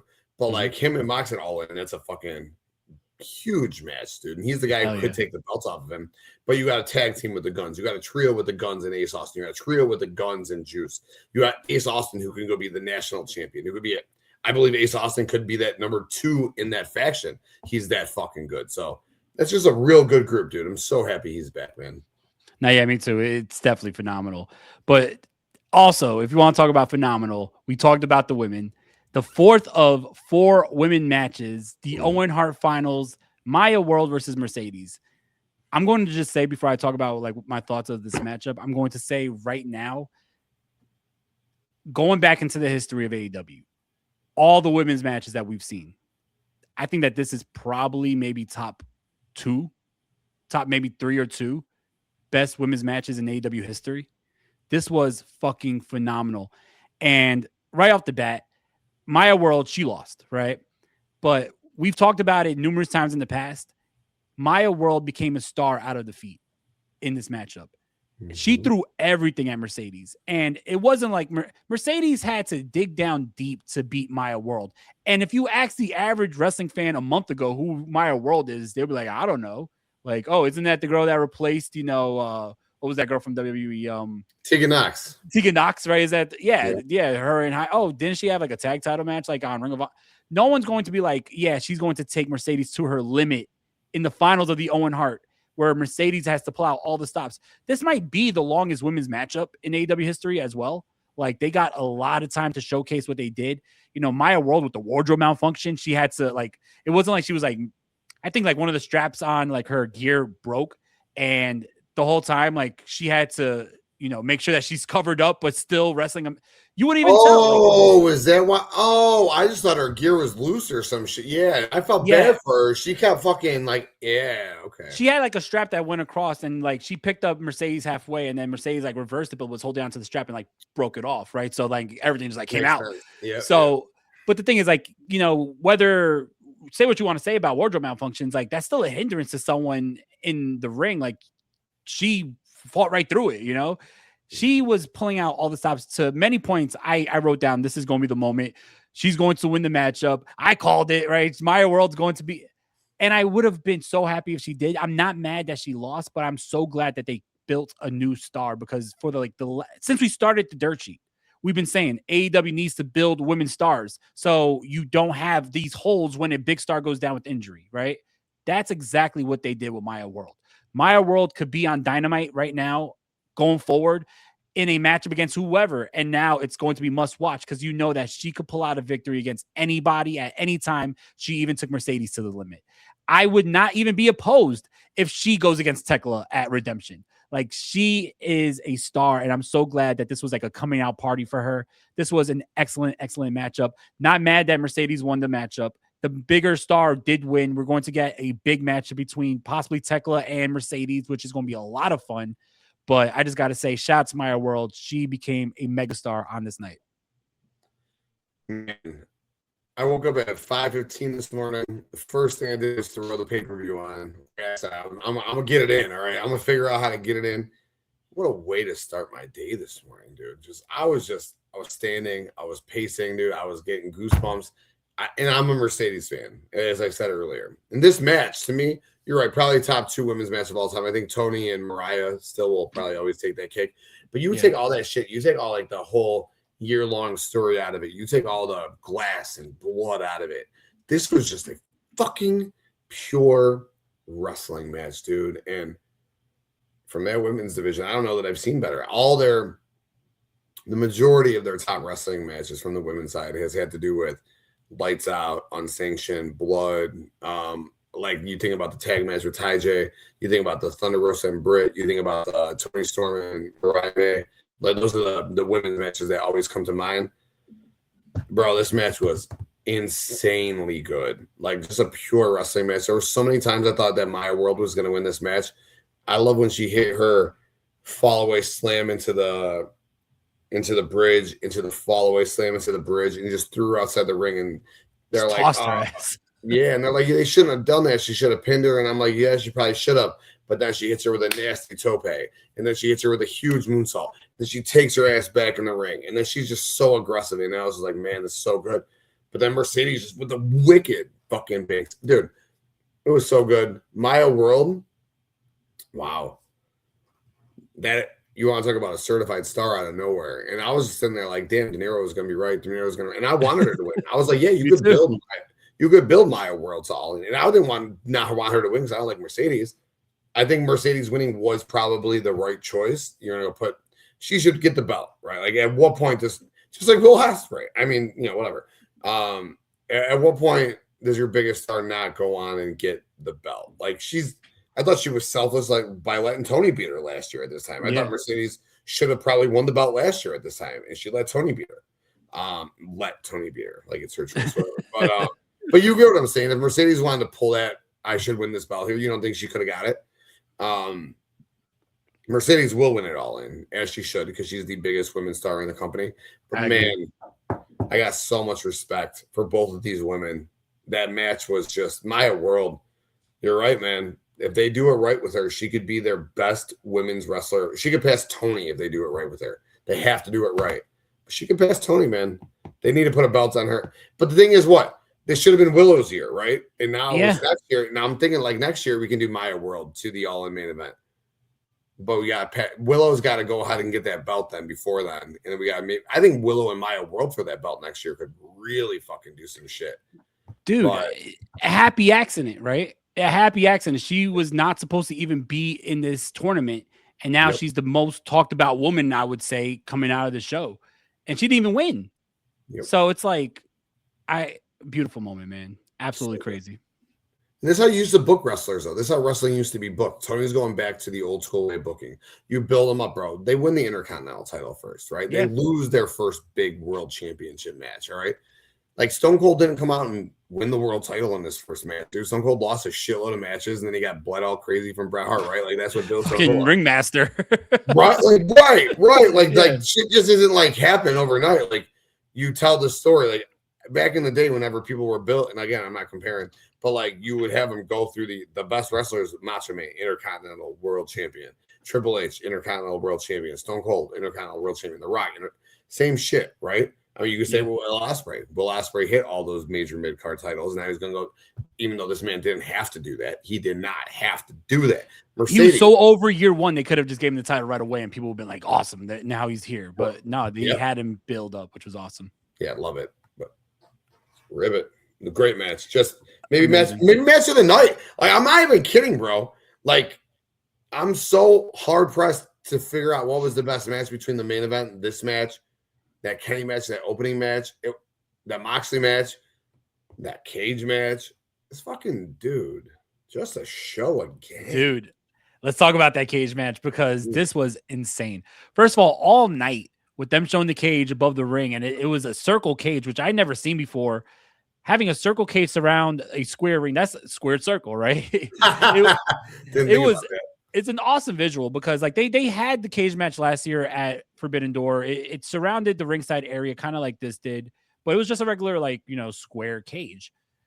I like that this is different, right? This is another reason. And I even wrote this down. I was like, AEW's constantly looking for ways to be different than the competition. Like while other companies are trying to be the competition, AEW is like, what can we do different? Even something as small as changing the shape of a cage, that makes it different. And the visual of having this circle cage, I think they called it Death's Door, which was an awesome name for the matchup. I think they just came up with that during the show. Like it wasn't announced as Death's Door. I thought they went on ChatGPT and were like, "Give me 20 synonyms for Hell in a Cell." Death's Door, the Devil's Den, and Satan's Lair. Oh, Death's Door. I like that one. No, that was a fire ass fucking name, dude. Fire. Nah, for sure. Like, I love this matchup, man. Like. Every single member in this matchup, all 12 men had awesome moments. I like that they were able to have some comedy spots, like with Lio Rush, who, dude, the moment Roddy came out with a duffel bag or a giant, I think they said it was like a hockey equipment bag. The moment he came out with that bag, I was like, someone's in that bag, but like who's in that bag? When they pulled out Lio Rush, man, I thought that was fucking hilarious, bro. Lio Rush is just becoming a star on this show. I would say, like, you know what? If you want to make a comparison, even though they're vastly different, I would say that WWE has Danhausen right now. AEW has Lio Rush, and it fits perfectly for what they're doing. Like he is just there's 3 pay-per-views in a row, right? That he's like made a spot in a significant match with a crazy crowd pop because it wasn't like people were like, oh, what the fuck? Like people were happy to see him. He got a big chance. Leo, dude, Leo, awesome. Yeah. I love the spot where Darby went into the tax like face first, which was nasty, and then MJF then sweeps up the tax, and then Orange Cassidy has in his bag. Everyone came out with a book bag, which was funny. Orange Cassidy has like the bag of oranges, and like he's handing out oranges, and then they squeeze it into the blood of Willow. I think it was Fletcher, which was nasty. dude, so many crazy spots in this matchup. The fucking spot where, first of all, you had Kevin Knight hit a crazy coast to coast onto Darby Allin. At one point, he goes up, climbs the cage, and Darby Allin, he has like some distance away from him. Earlier in the matchup, or earlier during their entrances, Darby Allin, he put his book bag up on the top. So we're like, hey, what's in his bag? Is he gonna pull out a weapon up there? Is it gonna be like a taser or something that Darby Allin, has done in the past? But no, he's climbing up there with Kevin Knight, and you see he's keeping his distance. And it's like, why is he not like going towards Kevin Knight? All of a sudden, Kevin Knight opens up the bag and it just explodes. And then Kevin Knight takes that crazy bump into the special Don Callis MJF tables with that stupid ass picture that they were all wearing on their shirts. Really, really crazy, crazy moment. I love that every single feud in this matchup had a opportunity to play out one-on-one in the ring. We talked about the different stories coming into this. So you had Darby and Kevin Knight wrestle. You had Fletcher, Okada, and Takeshita wrestle. Like they had their spotlight. You had Jake Doyle and Kevin Knight, who was like I think you called Jake Doyle Kevin Knight's muscle, which they really were showing on this matchup, which was awesome. I thought of you right away. I also thought this guy's definitely an orangutan the way he moves. Dude, yes. Like a caged animal in there. All of that, bro. Everything you said, I'm telling my wife, oh yeah, Tim said that this, and Tim said that. Like, you see how it's playing out? And she was like, wow, like that's awesome. But awesome matchup. In the end, though, the moment that we all called, Andrade, he refuses to help MJF. He rips the shirt. He has a shirt that says fuck Don, fuck MJF, hits MJF with the wicked back elbow. Crowd pops. Jake Doyle's looking like, what are you doing? He takes out Jake Doyle. So we know that this is not just him rebelling against Don Callis. No, he's gone. He's out of the Don Callis family. He's officially a babyface, which I think would be the perfect role for him because that crowd absolutely loves Andrade. Andrade looks like a megastar walking out of that cage, walking out on his team, and I can't wait to see what's next for him. And then God rest his soul, Mark Briscoe hits the J Driller onto Jake Doyle for the win. And now it is official. They make it official right after the matchup. He calls out MJF, and it is going down this Wednesday. Mark Briscoe versus MJF. This matchup was just absolutely batshit insane. I loved this match. I think that if this was the main event, I wouldn't be mad at it because they did a lot of crazy shit in this matchup, but I'm glad it wasn't the main event. But what did you think about this Death's Doors cage match? First of all, your breakdown was phenomenal. Like 10 out of 10. Thank you. A lot to remember. Thank you. Damn. I just watched it and I couldn't have fucking broke it down like that. That was Thank you. But I had some major takeaways. One, hell yeah, Jake Doyle, Kevin Knight's heavy, dude. Definitely saw that all match. He at one point put him on his shoulder and picked him up, like elevate. I was like, dude, this is so Diesel and Sean, dude. Let's run this shit. But yeah, I loved all the spots. Kevin Knight and Darby more than went at it. Takeshita and Okada. Takeshita went in his backpack to get something to go at Okada. And, dude, what a trip it was. What a prize it was because it was a big bad. And Okada just goes. Okada even laughed. He had to laugh. Like that was hilarious. It was like, okay, motherfucker. Okay. But yeah, then it was funny because Fletcher couldn't see because you're right. They went in the bag, the oranges. I like how they the oranges came from Willow, said 2 orange from Willow, love you. And then I liked it. It's a different move. Tax, whatever, all this other shit, which was nasty. Darby taking the tax to his eye was gross. But thinking about pulp and juice from an orange into an open blood cut, the acidity might make me rather take the tack to the side of my eye than do that. That's fucking who thinks of that shit? That's a vicious ass little tactic, dude. Like, sure, beat him with the oranges, whatever, but putting the acidity into the blood that was cool. So Fletcher couldn't see. Okada accidentally hits Fletcher. Fletcher grabs Okada, trying to hold on base of 4, and Takeshita flips them both. I think we're getting the triple threat at All In. I think you're probably right. You said the Don Callis family is going to start to combust sooner than later. And I think you called the triple threat like 8 weeks ago. We're probably going to end up leading to the triple threat because now, Andrade's gone, which is great because Doyle did push him twice, and Andrade's like, suck my dick, kicks him in the dick. Yeah. Like, then that's when the shirt came off. So, yeah, Andrade's out. I don't know if Okada or Fletcher are going to be out, but again, it looks like they've been pushing Kevin Knight, elevating him. Maybe Okada or Fletcher are out, or maybe they both are like, fuck Takeshita, fuck you, we're going to do this All In.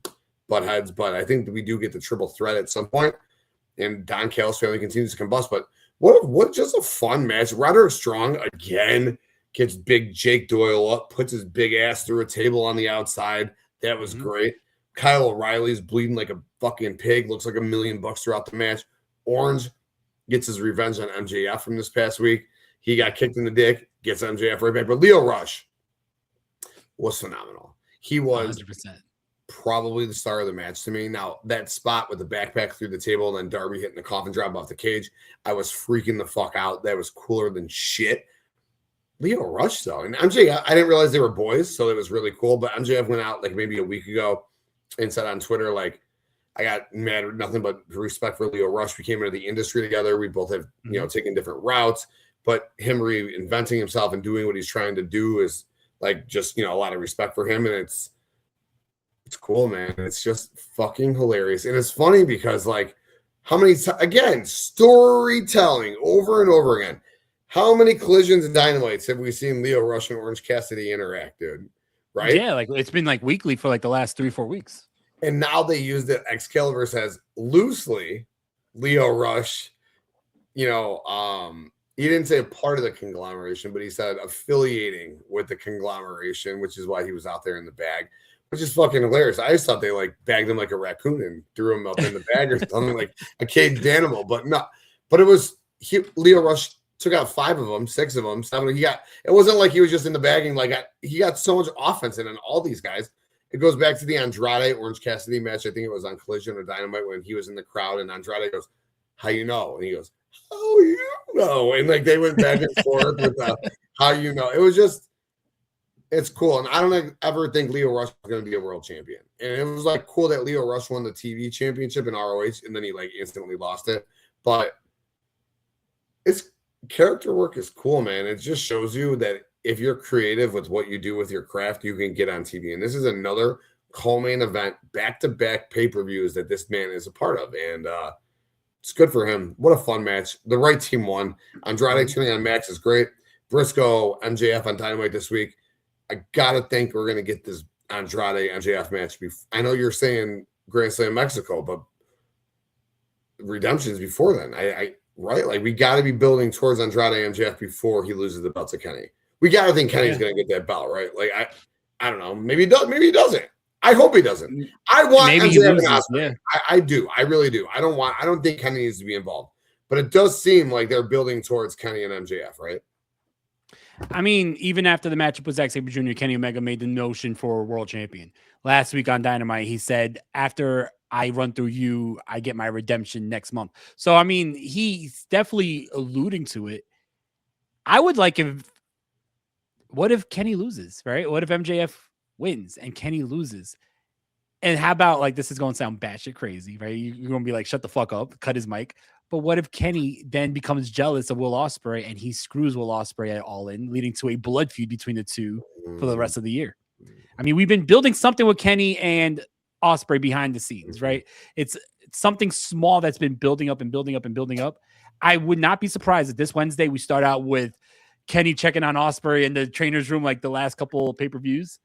But what if Kenny doesn't win? And it's like, yo, that was my final chance. Now it's like, instead of being, happy-go-lucky Kenny Omega, he's just like jealous of Will Ospreay. That's basically Kenny Omega from like 5-6 years ago.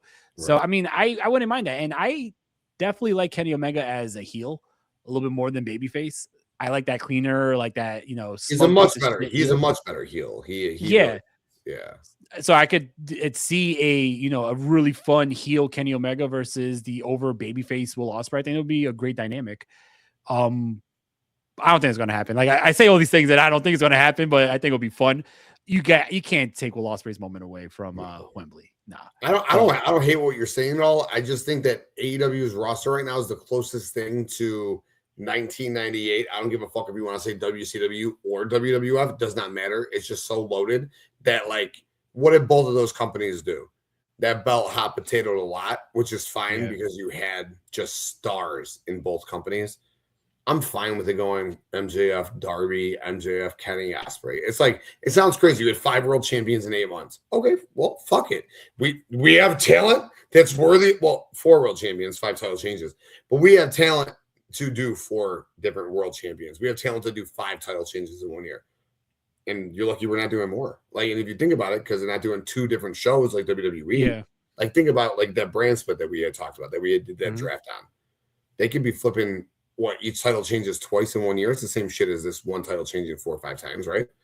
Yeah, I agree. And also I'm never opposed to, like, for lack of a better term, hot potatoing a title if it means to a bigger story. Like, if there's a means to the end to it, then it makes sense. Like what they were doing with the TNT title back in like 2022, where it was like, you know, we didn't know what we were going with the TNT title. Like one person won in 1 week, then they lost it the next week, and they never built to anything bigger. That's different. But if you're building to a bigger story at the end, then sometimes you need to have transitional championships. You have to have transitional championship reigns. And like, look at Darby. Darby held it for a month, but no one's going to turn around and say, well, Darby Allin's title reign didn't need to happen. He has probably one of the best title reigns in AEW history, and it only lasted a month because of what he did with that title. So, you know, I'm a firm believer of quality instead of quantity. You don't need a long title run if you're putting on banger matches week in and week out. So I wouldn't be mad at that at all. Not at all. I think it's going to be very interesting the direction that they go, because for a lot of these matches on this show, even though they were amazing, we pretty much understood that they were going to go the predictable route of who was going to win what. Right. From this point forward, I don't know where the fuck they're going. Like, it's like, where do they go from here? And that's the fun part. That's the fun part. Like, it's not like, oh, well, the story doesn't make sense. No, it's like, hey, the story is such a mystery right now that I am so excited to see what's next for everybody involved. But isn't that crazy? And I'm going to be real, right? If we go back to those past pay-per-views that we talked about that were insane, Revolution and Double or Nothing, I'm going to be real. We probably could have predicted correctly like 96% of those matches.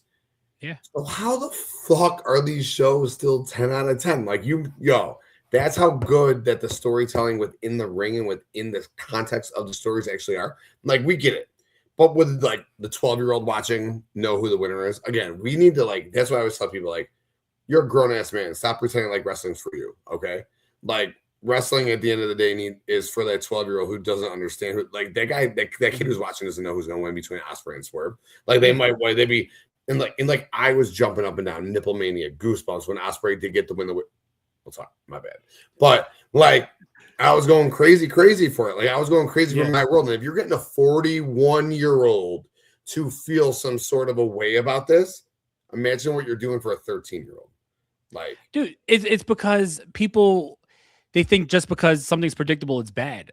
Sometimes predictability is, if the story is there, like the story is there. Like, I wouldn't go watch the next Marvel movie thinking that, you know, that the bad guy's going to win at the end. Like, of course, you're going to think that the hero's going to win at the end, but that doesn't make it a bad movie if the hero wins. Because, like, if you go see Spider-Man and Spider-Man kicks the Green Goblin's ass, it's not going to be like, oh, well, that was predictable. I thought the Green Goblin was going to have a comeback. Like, no, fuck out of here. Like, it doesn't make it a bad movie because Spider-Man wins at the end of the Spider-Man movie. So it's like, just because it's a predictable finish does not mean that it's bad if the story getting to that predictable end is, you know, a great story. I feel like what AEW is doing right now is they have such good stories that you don't really care about something being predictable. You're enjoying the ride to get there. And I think that that's what they're doing perfectly right now.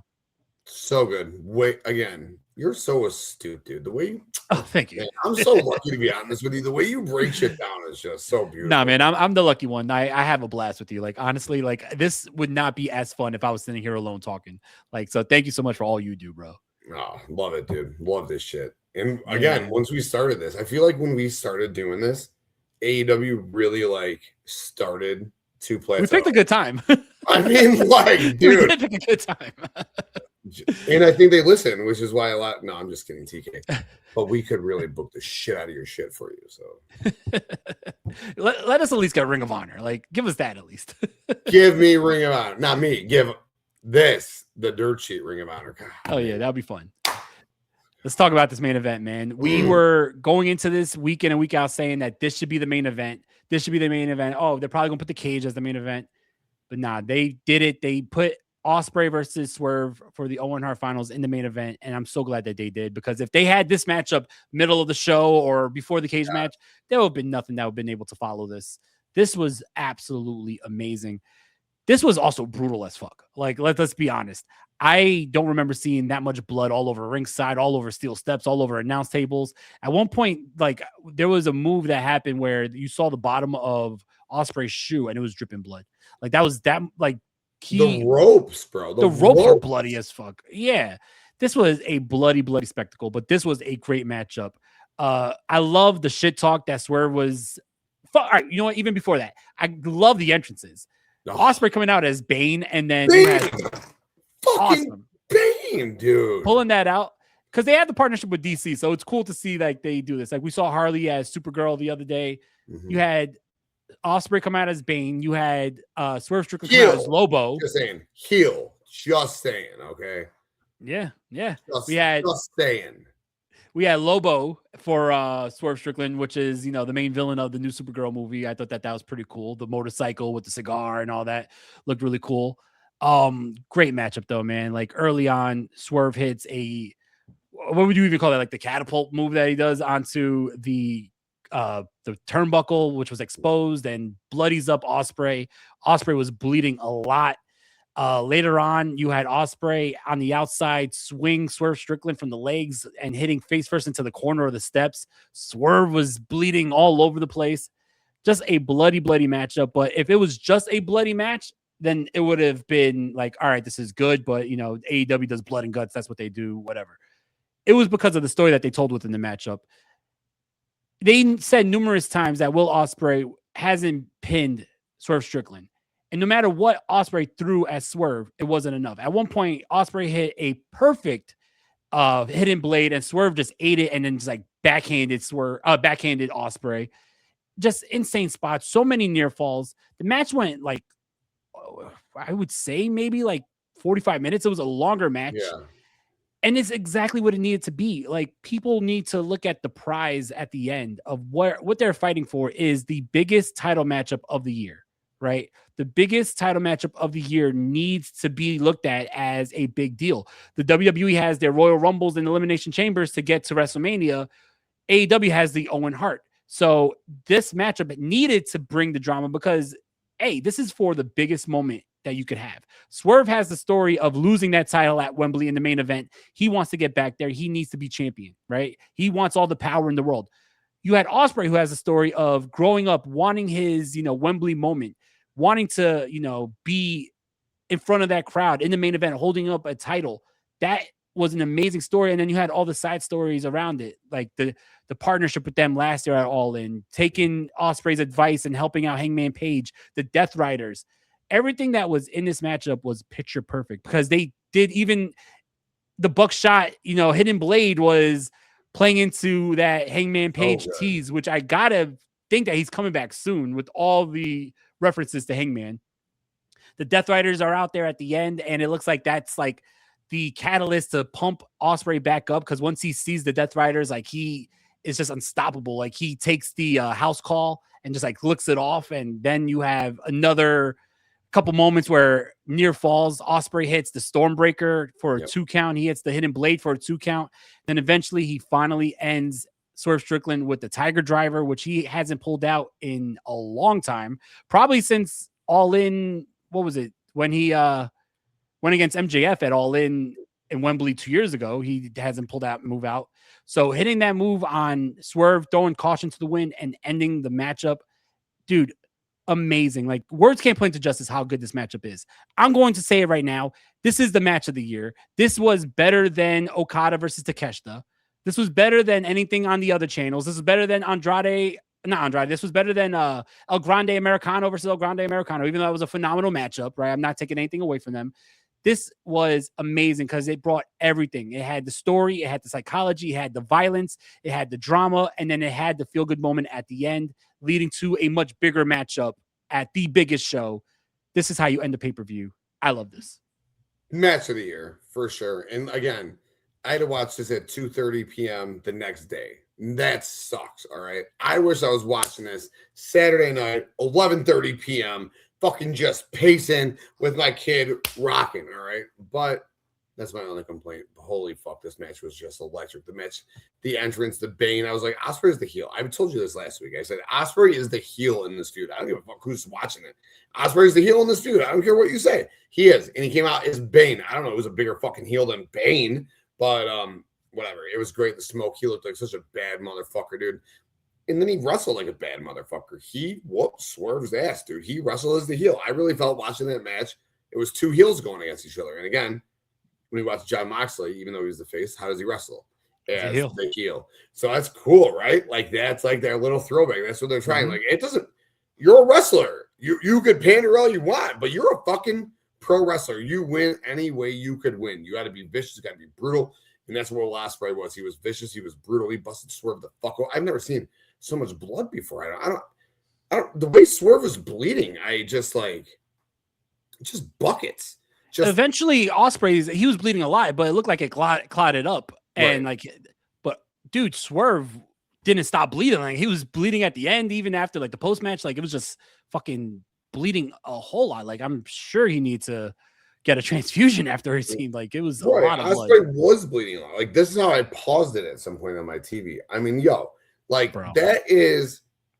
Right, and by the time Swerve was gushed open or busted open, as we call it, James busted open. He's busted open. Ospreay is like not even heavily bleeding anymore. So and then Swerve just continued to bleed. I was like, oh, that's a bad one, dude. That's a gusher. But that just so fun. The buckshot into the hidden blade was insane. And I was just like, these guys are at one point I actually did think Swerve was going to win the match. Like he 2.999999 to Ospreay, dude. I was like, oh my gosh, the vertebreaker then he 2.99999 them again. And then the Death Riders came out. And I texted Nero and I go, I don't like this. I don't think I like this because I was like, oh my God, after all of this, the best story of the year, they're going to turn on him? Like, why? Like, they're not there to. Why does he need encouragement? Okay, he's a heel. I forgot. Sorry, I forgot he was a heel. Like in the match. That's why they were there. I forgot. But man, right when I think Swerve hit him with something, or he hit Swerve with something, and he just looks over at Marina, and Marina's just like. And he goes, ugh! And then he looks at Pac, and Pac's just like, in Claudio's face. And I'm just like, and that is why, Claudio, you're the biggest, baddest motherfucker in the land, all right? Because Claudio's face just was like, without even moving. And I'm like, okay, they're not turning on him. The story that they're telling with the facial expressions is amazing. The small details. More goosebumps, dude. And like, because Pac and Will, I mean, how much history we got? He don't like him. Well, he don't like him, right? Like he was the one who was like not wanting Will to be a part of it. But oh man, oh my gosh, these facial expressions. And I was like, oh, they're not turning on him. I said, I do dig it. Oh, I do dig it. And it was like Swerve then was getting his licks in on Ospreay, and Ospreay started, and then Paradigm Shift, Death Rider, Tiger Driver 90. Oh, 1, 2, 3. Wow. And then it was like, are the Death Riders going to turn heel on him after this? No, they can't, right? They actually fucking Moxley and Claudio picked this dude up on his shoulders with the fucking belt. No, Pac says, you here, puts the belt, Pac puts the belt on him, okay? It's the small details. I love it. Right.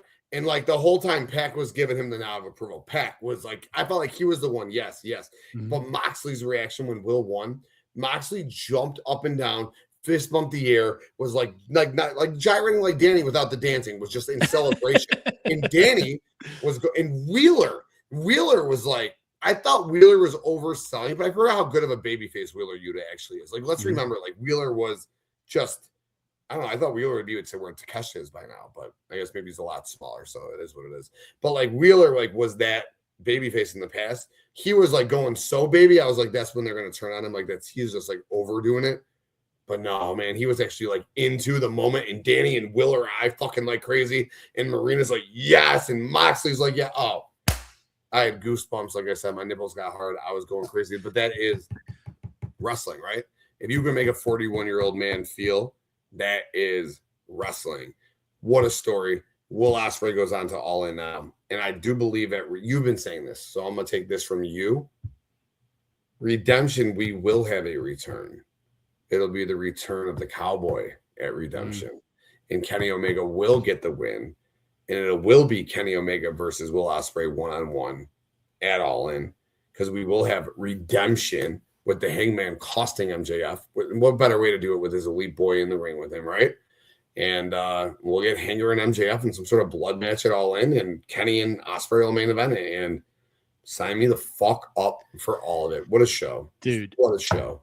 I love it, man. Insane. Like at this point, like I don't care if it's Kenny versus Ospreay. I don't care if it's MJF versus Ospreay. I don't care if it's Kenny versus MJF versus Ospreay. Like I just love how within 2-3 months of Will Ospreay coming back from injury, this man is once again on the top of the mountain, and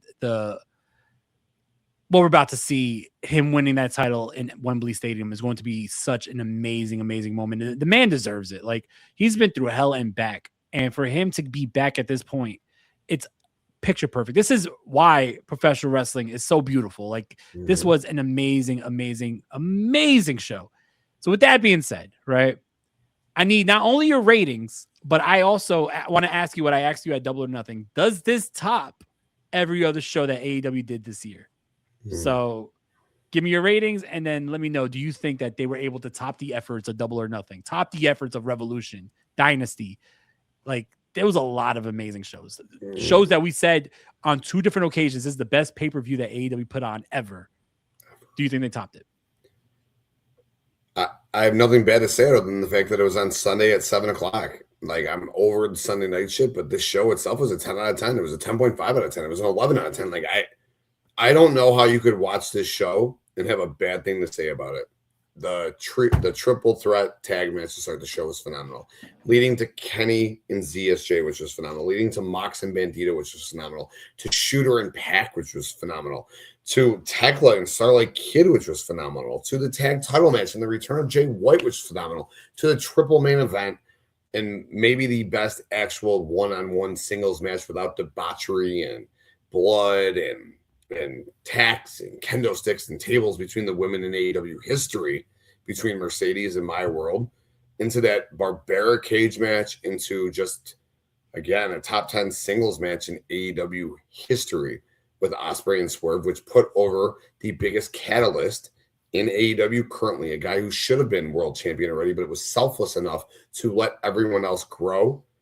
As the Death Riders were the ones who put the company down for so long, where they're showing how they elevated the company. It was poetic. It was just beautiful. I don't know, man. In the moment after Revolution, I felt like this. In the moment after Dynasty, I felt like this. In the moment after Double or Nothing, I felt like this. I don't know that I could say it was better than those shows, but what I can tell you is it's very possible it was better than those shows, because I am at a loss of words for the quality of these shows. And again, I'll say it. If you watch this shit and you have complaints about it, other than the fact that it's on a Sunday night, stop watching it. But what are you watching? You were clearly not watching the same things. I did watch the other thing this weekend. It was fucking night and day, dude. Like it was night and day, Night of Champions to Forbidden Door. And I'm not sitting here trying to play comparison, but you can't tell me. All right, and I watch everything objectively. You can't tell me that they're comparable, okay? And I won't even talk about NXT, and I won't even talk about TNA, because at the end of the day,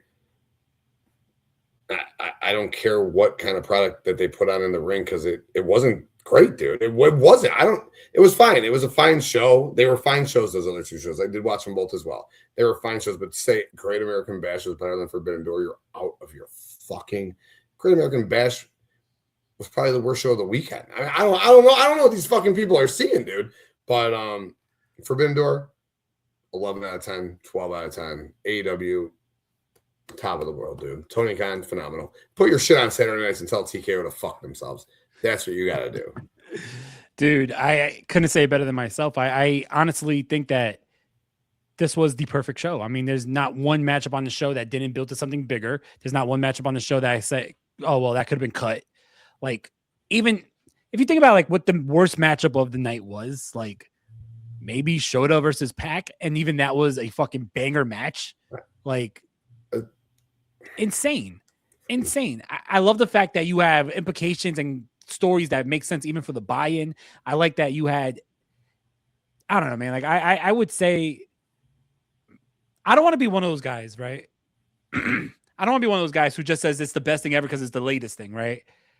But I can't think of a matchup that meant more, that was as special, as great on any of these shows more than Ospreay versus Swerve.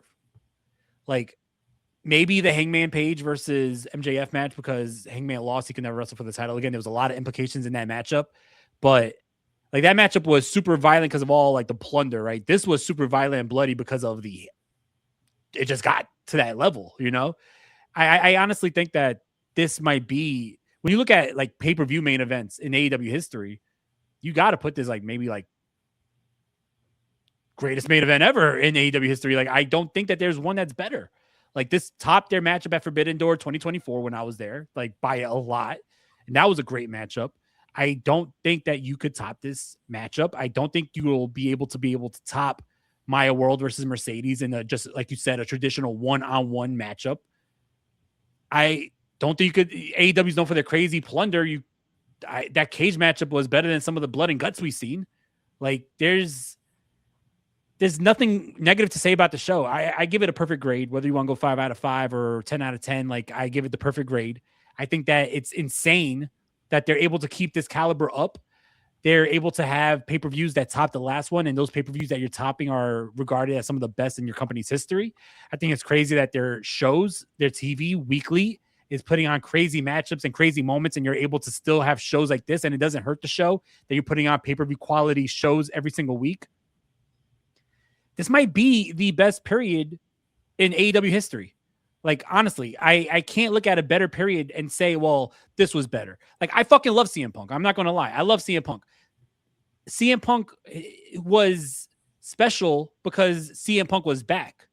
Right. But there's nothing that CM Punk was doing maybe outside of his feud with MJF where it was like, this is the greatest thing I've ever seen. Like, no, him and MJF was just, you know, going back and forth on the mic, and they had great matches. But I would say that Swerve and Will Ospreay, everything that these men are doing now, and they top that. Everything that MJF is doing now topped his feud with Punk, if you ask me. Like, I don't think that there's a greater time period in AEW history. So for all these fans who are like, oh, well, AEW lost their way and AEW is not as good. Bro, what are you watching? I don't get it. And like I said, I seen every single show this weekend. Even the ones that were not pay-per-views. I seen Collision. I seen MLW. I fucking went full nerd and watched every bit of wrestling for like the last 48 hours, right?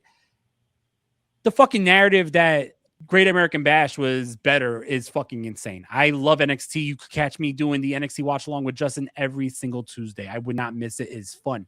But there was nothing on that show that felt any different than a weekly NXT show, right? Down to the fucking commercials during a PLE. Kiss my ass. That was stupid, right? I seen TNA Slammiversary. There was some good matches on there. I enjoyed the Ultimate X. I'm very happy that they're putting Amazing Red in the Hall of Fame. Amazing Red was my trainer. I think that that's really awesome for him. Like, I have a personal attachment to Amazing Red. That's awesome. The main event, which I'm not going to name names, but I literally heard someone say it was the match of the fucking weekend. You're fucking high, bro. Like, Mike Santana and Nick Nemeth, good matchup. They cannot fucking lay Swerve Strickland and fucking Will Ospreay's boots on that night. Are you fucking kidding me? Like, you got to be high. There is a narrative out there that you have to be anti-AEW, and I don't like it, right? It used to be TNA, all the LOL TNAs, even when they try to do good things, it's like, oh, well, it's just TNA. Now you have that same narrative, oh, it's just AEW. But anybody with eyes will be able to watch this and say that this is some of the greatest shit that you have ever seen in professional wrestling history. You're not able... Back in the day, you used to be able to tell stories or have athletic action, right? Stone Cold and The Rock were able to tell stories, but they were not able to do things that Edge and Christian and the Hardys and the Dudleys were doing in those TLC matches, right? But how often were you able to have a blend of both, right? It was very few and far between where you would have like a Chris Benoit versus Kurt Angle matchup or Shawn Michaels versus Kurt Angle. Very few and far between. AEW, that's all they do. They have storytelling, psychology, and they have the best in-ring action all mixed into one. I don't think that there's ever been a time period in wrestling that could measure up to what we're seeing right now with AEW. And that's not me blowing smoke up anyone's ass. These are the best pay-per-views I've ever seen. I've been watching wrestling since I was fucking born. I have a fucking picture. I was in a high chair, 3 months old. My mom has a picture of me propped up in front of WrestleMania 10. I don't want to hear that. I don't know what the fuck I'm talking about. Dude, AEW is on fire. I've never seen anything like this before. Great show. No, you're right. And even if you want to compare it to their boom period, which was 2021, and that's totally fair because that's when Punk came, and that's when Bryan Danielson came, that's when Adam Cole came, and that's when a lot of what I call the black and gold era started to Swerve and Keith Lee, and these guys started, Malachi and Rusev. These guys started to translate over to AEW, and you had the Lucha Bros versus the Young Bucks, and like this shit was hot. Like company was hot. But at the end of the day, Ruby Soho, and I mean no disrespect to Ruby Soho, but Ruby Soho is their big surprise. Ruby Soho is the one they're pushing towards a women's world championship. And again, no disrespect to Ruby Soho, but look at the women's division now, dude. Mercedes fucking Moné is a top 5 women's wrestler of all time, and she didn't even touch their world title yet. Will Ospreay is pound for pound one of the best wrestlers in ring of all time. He didn't even touch their world title yet. This roster is stacked in ways we have never seen a roster be stacked, and they don't do a brand split. They do it all in one fucking brand. It's incredible. It really is. See, and maybe it's because the other company is so bad right now that this all seems so great. But at the end of the day, you cannot fucking, I don't give a shit. You cannot watch WWE and you cannot watch AEW and you cannot tell me which one is not the superior company, dude. You want to watch stories? Comparison. You want to watch stories? It's AEW. You want in-ring? It's AEW. You want better women's wrestling? It's AEW. You want better tag wrestling? It's AEW. You want better singles matches? AEW. You want matches that don't have fucking debauchery in every match? Fucking shenanigans, DQs, countouts, fucking this, that, and the other thing? It's AEW. It's befuddling to me. And I'm not a hater of the other thing. I watched the other thing. My kid loves the other shit. My kid loves it all. He's 5 years old. He loves it all. But man, is like someone who objectively takes it all in. It's AEW. Tony Khan, 7 years. Wow. 100%, dude. Like even my wife, who is a casual fan, like she watches with me, but like she's more casual. She even said like during that cage matchup that how come WWE doesn't have things that are just fun like this? It's like it tries to be too polished and it's too safe, right? Where AEW is just like, we're just going to have fun. Like go out there and you're going to have your comedy spots, but you're also going to have your crazy ass bumps. You're going to have your, crazy things that you wouldn't see. Like fucking, you're not putting explosions in the middle of a fucking cage, like for WWE. Like it's just things that are fun and different. And I feel like that's the best way to sum it up. I've always said that AEW, all AEW is the heart and spirit of ECW with the WCW wallet. And I think that that's exactly what we got here. And it's just fun to watch. There's never been a moment where it's like, oh, well, this could have been fun, but they didn't go that route. Like AEW, they just want to put on the best shows possible, and they are able to keep that up. And that roster is so stacked that I'm not going to be surprised if after Redemption we say, is this the best AEW pay-per-view of all time? Because it's going to keep going. Like we're not stopping anytime soon. Just do it on Saturday. Just do it on Saturday, please. Right. Fuck. But yeah, man, like with that being said, like I got nothing else to say, man. What a fucking awesome show. We have a crazy Dynamite coming up. You have the 6 women survival of the fittest with the TBS. You have Mark Briscoe versus MJF. I'm sure we're going to have some shit with Andrade. We're going to have some crazy shit with Will Ospreay, probably with Kenny Omega for building up there. This is going to be a must-watch episode of Dynamite this Wednesday, and I'm excited for it. Yeah, bro, can't wait. This was awesome. Went about 42 minutes longer than I wanted to, but hey, I had to talk a lot. There was just a lot to go. So I was saying, man, I don't know if I had time for a 3-hour show, I feel you, man. This was awesome, dude. I honestly just like love doing this with you. I love the direction that AEW is in right now. This is just so much fun. Shout out to everybody who, is supporting the channel. Shout out to all the subscribers. Make sure you hit that subscribe button, hit that like button. Make sure you are following on all the social medias. TikTok is All Elite DS. Also, you got the On This Day AEW channel. Awesome. TK, what do you got coming up this week? I'll be back with you in a couple of days. I think that's about it, man. I don't know too much. I'll be back watching AEW with you, and I can't wait for Dynamite, man. Obviously MJF's gonna win, but I think we're gonna get Harley Cameron crowned, which we called like 4 months ago. So I think TK listens to us. So let's keep throwing that out there. What's up, TK? How you doing? Good show, man. Like definitely, man. Like I would not do it any other way. I think Harley Cameron wins. I think Mark Briscoe loses, and we're building up to what would probably be a very fun Redemption pay-per-view. But with that being said, thank you to everyone who checked this out. I hope everyone enjoyed the show. I'll be back with Wrestling DeLorean podcast. We got an episode later today, talk about Slammiversary and NXT. Wednesday, we got All Elite Dirt Sheet, Dynamite. Well, Thursday. Friday, I'll be back on with the Wrestling DeLorean Live, where me and Justin are going to be watching the Hardcore Homecoming show, ECW reunion show of 2005. It should be a lot of fun. A lot of shit coming up, but I'm definitely excited for this big week. With that being said, thank you, everybody. Enjoy your week. Love you all. Peace out, y'all. Hey!